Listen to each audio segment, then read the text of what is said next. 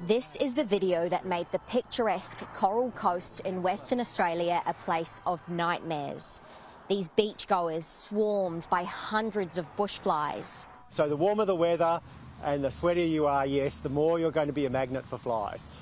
The number of bushflies in Australia usually peak in late spring to early summer, but an early burst of heat across the country spurred on the spawning of these pesky pests. Western Australia has been remarkably hot and dry over the last few months. From August to October, it was the hottest on record, and it was one of the driest too.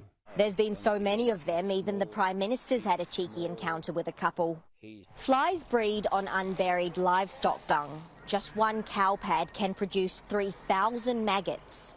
In the 1960s and 70s, the CSIRO imported dung beetles as a control measure. Those dung beetles eat the dung, bury it in the ground, and therefore take it away from the bushflies, because the bushflies breed in the dung as well. But dung beetles are only active in the summer and winter, meaning the flies have been able to flourish. And spring is this in-between period where we have very little activity.